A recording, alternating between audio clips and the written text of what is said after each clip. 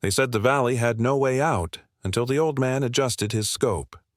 The sun was dropping behind jagged ridgelines, casting long, knife-edged shadows into the basin where the platoon lay pressed against broken stone. Heat still clung to the rocks, but the chill of night was already moving in, gnawing through sweat-soaked uniforms. Ammunition was low, canteens rattled light, and every pair of eyes kept drifting to the narrowing choke point at the far end of the valley. The only way out, the one now watched by unseen rifles. Lieutenant James Henson, call sign Valor Actual, crouched with map and compass spread on his knee. His jaw was tight, words clipped, eyes darting between his men. Beside him, Corporal Maria Alvarez, Echo 1, kept her headset snug, radio pressed close, antenna angled toward a gap in the rocks. She murmured reports, voice calm against the static, though tension knotted her shoulders. Sergeant Kyle Davis, rook to the squad, muttered curses under his breath, checking his rifle like a man trying to reassure himself he still had some control. "We're boxed in," he said too loudly. "They'll bury us here before sunrise." A weathered figure shifted at the edge of the group. Master Sergeant Daniel Mercer, Hawk 6, veteran sniper and survivor of wars these kids only knew from grainy footage, pulled a cloth over the stock of his old bolt-action rifle. The wood was scratched, the iron bipod scuffed from years of hard use, yet his hands moved with ritual precision. He said nothing at first, only ran an oiled patch through the chamber. His breathing was slow, steady, unhurried. Rook laughed bitterly. "That relic's not going to save us. We need air support, not a museum piece." Hawk finally looked up. His eyes were pale, sharp, steady even in the dimming light. "Air support's not coming," he said. His voice was low but carried weight, every syllable balanced. "That ridge is ours to break. Nothing else." Valor glanced at him, hesitation flickering. "You think you can cut us a path with that rifle?" "I don't think," Hawk replied. "I know." The words settled uneasily over the squad. Echo tilted her head, listening to static, then nodded slowly toward Valor. "Sir, movement on enemy comms. They're setting something heavy at the mouth of the valley." The first rattling bursts of fire confirmed it. Across 600 meters of open rock, a tripod-mounted machine gun spat tracer arcs, walking fire across the choke point. Dust plumes kicked up, stone chipped and splintered, the message clear. Any attempt to cross meant slaughter. The platoon shrank back into their shallow cover. Rook swore. "That's it, they've sealed it." But Hawk didn't flinch. He laid the rifle across his pack, adjusted the worn scope, and sighted downrange. Through the glass, he saw the outlines of a nest, sandbags, shield plates, and two figures settling behind the weapon. His finger brushed the trigger guard but didn't squeeze. Not yet. The memory of another war stirred in him. Heat rising off dunes, the distant thunder of armored columns, the weight of younger men looking to him when everything else broke. He had felt this before. The calm at the edge of disaster, the clarity that came when all choices narrowed to one. Valor pressed the transmit key.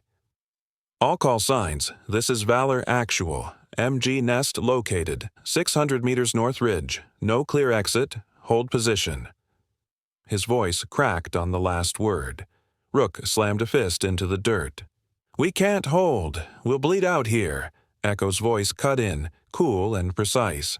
"Hawk 6 is setting up. Maybe give him a chance." Rook turned, incredulous. "A chance? He's twice my father's age." Hawk finished his adjustments, lifted his head, and said simply, "Age is the reason I've seen more valleys like this than you'll ever count." The words silenced them.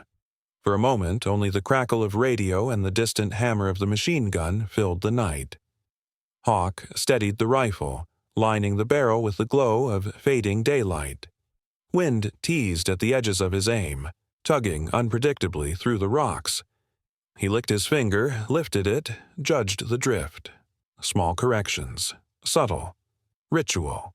Behind him, Valor wrestled with doubt, torn between the weight of command and the sliver of hope.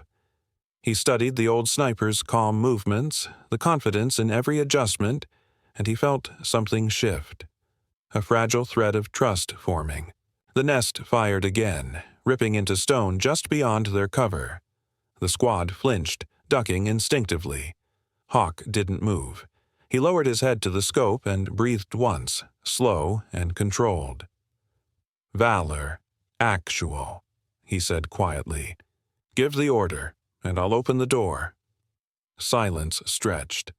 Valor's hand tightened on his radio. His men's lives weighed on his tongue. Finally, he whispered back, "Do it." The order hung in the night like a blade falling. The platoon looked at Hawk, some doubtful, some desperate, one or two already whispering prayers. Hawk alone seemed unchanged, his body folded into the rifle like man and weapon had grown from the same steel.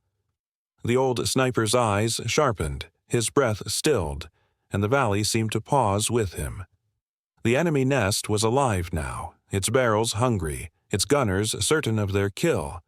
But Hawk had already seen the shape of escape in the darkness, and his hands were steady as stone. What came next would prove whether time had dulled his aim or carved it into something unbreakable, and as the scope's crosshairs settled, the impossible shot waited in the silence of the next chapter. The scope's glass trembled not from his hands, but from the wind between life and death. Darkness had swallowed the valley, the last light leaking away behind the ridgeline. The platoon lay huddled in silence, each man and woman locked in their own private fears. Hawk lay prone on the ridge, his body flattened against stone, the old rifle stretched out like an extension of his bones. He had chosen a narrow perch, a ledge overlooking the choke point, the barrel aimed toward the distant nest that spat fire in measured bursts. 600 meters in daylight was one thing. 800 in fading night was another. Rook crouched below, shaking his head. "He can't see a damn thing out there. This is suicide." His voice was harsh, carrying the edge of a man too young to hide his fear. Valor crouched beside Echo, watching Hawk with a commander's burden. Doubt gnawed at him, but so did the truth. There were no other options. "Let him work," Valor finally said, his tone clipped but decisive. Hawk shifted the scope, adjusted the focus until the faint outlines of sandbags sharpened. He inhaled once, slow and measured, then whispered almost to himself. "Range, 850. Wind cross, 5 knots left to right. Adjust .3 mils." Echo heard him and repeated softly as though translating the ritual for the others. "He's reading wind. Correcting." Rook spat into the dirt. "Or muttering nonsense. Old eyes don't beat steel and fire." Above them, Hawk ignored it. His cheek pressed to the stock, the familiar warmth of the weapon steadying him. He could feel the valley breathing, currents of wind funneling through stone, shadows thickening with each minute, the pulse of men waiting for orders. He remembered deserts where the air shimmered with heat, jungles where fog clung to every leaf, and rooftops where the night itself seemed to bend the path of a bullet. Experience spoke louder than doubt. Through the scope, a flicker. A silhouette shifted at the edge of the nest. A spotter. Young. Lean. Moving with precision. A rival eye searching the dark. A voice crackled faintly through Echo's headset. Not their own frequency, but the enemy's. A clipped taunt, distorted yet clear enough. "Old eyes can't see the dark." Echo's gaze snapped up. Valor met her stare. They both knew Hawk had heard it too. Hawk didn't blink. He rolled the adjustment knob, narrowing his field until only the nest filled the glass. His breathing slowed to a crawl. He could almost feel the enemy's spotter, the duel tightening like a noose across the void. "Targets shifting," Hawk murmured. 2 gunners, 1 feeder, spotter watching left flank. His voice was calm, analytical, as if reciting a textbook. Valor swallowed, then spoke into the radio. "All call signs. Hold your fire. Hawk 6 has the shot." The platoon froze, waiting for the report that would decide their fate. Hawk steadied, finger on the trigger. His mind replayed every calculation. Distance, wind, drop, angle. The nest glowed faintly in his glass. He drew in a long breath, then let it bleed out. His muscles locked, perfectly still. The rifle thundered. The shot cut through the valley, every man's heart leaping with it. They strained to see the impact. The round struck high, sparking against stone above the nest. Rook cursed. He missed! Echo flinched, then looked back at Hawk. His face had not changed. His hands were steady, his eye still to the scope. Valor felt confusion twist inside him. Why? Then the answer came. The enemy spotter shifted suddenly, breaking cover to reposition. Hawk had forced him out. The old sniper had missed on purpose. "Got you," Hawk whispered, adjusting again. The platoon's disbelief turned slowly into dawning realization. Rook's protest faltered into silence. Even Valor's chest eased with the first trace of respect. The enemy voice returned faintly across Echo's headset, more agitated now. "He sees. He still sees." Hawk kept his breathing steady, eyes locked, hands unmoving. The duel was no longer hidden. Both sides knew the other was watching, waiting for the single mistake. Night vision flickered on across the platoon. The world turned green, the nest glowing faintly in ghostly hues. Through it, Hawk tracked the rival spotter, reading the pattern of his shifts, the rhythm of his feints. He could feel the test, the bait, the attempt to lure him into wasting his shot. But Hawk had already made his move, and he had made it not for the enemy, but for his own men. He had shown them that the fight wasn't over, that calculation and patience still mattered more than panic. The valley seemed to exhale as realization spread. Valor leaned closer to Echo, his voice low. He didn't miss. He drew them out. Echo nodded, eyes fixed on Hawk. He's still in the fight. Above them all, the old sniper lay as still as stone, the war of patience tightening between him and the rival eye in the dark. And as silence stretched across the valley, everyone knew the final shot was yet to come, waiting in the breathless wait of the next chapter. One last breath, one last squeeze, the shot that cut history open.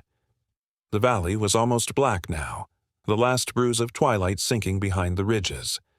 Enemy tracers stitched the dark, the machine gun nest spitting arcs of fire that chewed the rocks around the pinned platoon. Men pressed their faces into dirt, counting seconds, praying the bursts would pass them by. Ammunition was low. Bodies were stiff from hours in the dust. Fear hung thick, as heavy as the smoke curling from the nest. Valor Actual pressed his back to a jagged boulder, headset tilted, whispering into the mic. "Echo 1, report." Only static answered. Then a cough of life. 2 men hit, holding position. "We're stuck." Rook swore under his breath, rage sharpening the fear. "We're finished here. No way we break that line." And then Hawk moved. The veteran rose slow from cover, the lean shadow of his frame outlined against the embers of dusk. His rifle, that old, scarred bolt-action with its iron bipod, clutched like a relic of another war. He didn't look at them, didn't need to. His eyes were fixed on the ridge where death poured through the barrel of a fortified gun. "I'll take the ridge," Hawk said simply. His voice carried like gravel sliding down stone. Rook laughed, bitter and raw. "You? At that range? That's 900 meters and a wall of wind. You're too damn old for this." But Valor Actual did not stop him. Not this time. The silence was an order. The silence was trust he had not yet spoken aloud. Hawk climbed each step deliberate. The ridge above was bare, exposed, nothing but slate and broken shale. To lie there was to invite every enemy sight. But he lay prone anyway, folding his body against the rock, rifle braced, cheek pressed to the worn wood of its stock. The world narrowed into a circle of glass. The scope flickered. The crosshairs swam against the dark.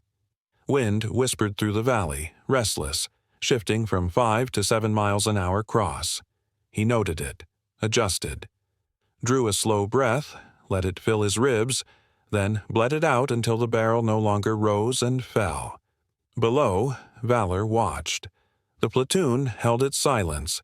Even Rook's curses had withered. They stared at the old man, his silhouette cut against the final ribbon of light. From the enemy's ridge came a murmur, faint on the comms they intercepted, distorted by static. A voice, mocking, deliberate. "Old eyes can't see the dark." Ghost was there, the unseen spotter who fed the gunner his sight lines, who knew how to pull men into mistakes. Hawk felt him watching, waiting for the flinch of hesitation. But Hawk had played this game long ago, in deserts and forests whose names the young ones never studied. He remembered. He remembered the way the earth bent distance, the way mirage bent light, the way fear bent a soldier's aim.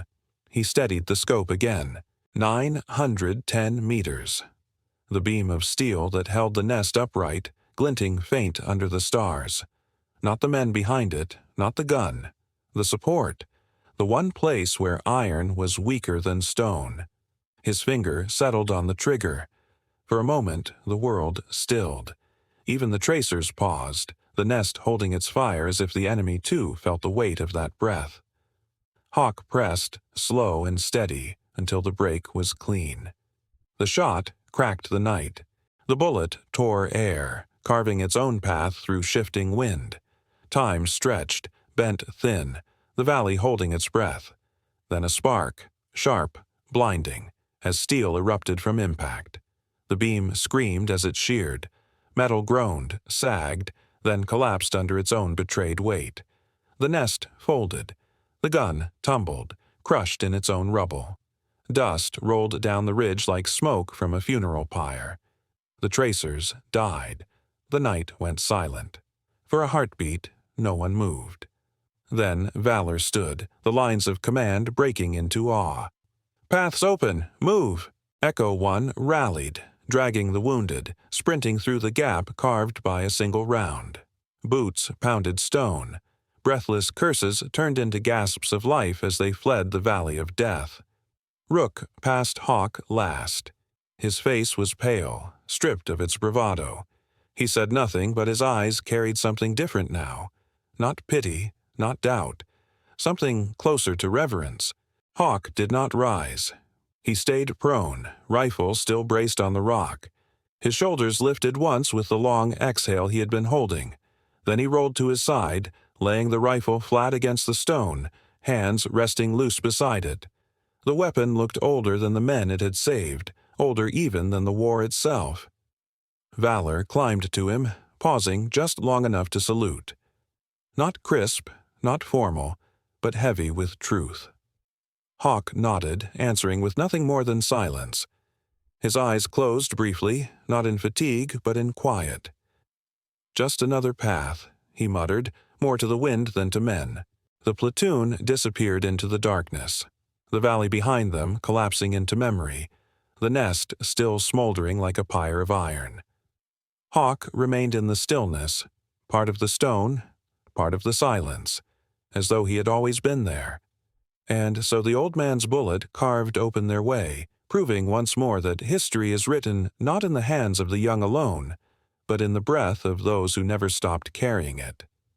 The valley lay quiet, but far beyond its ridges, another war was already waiting.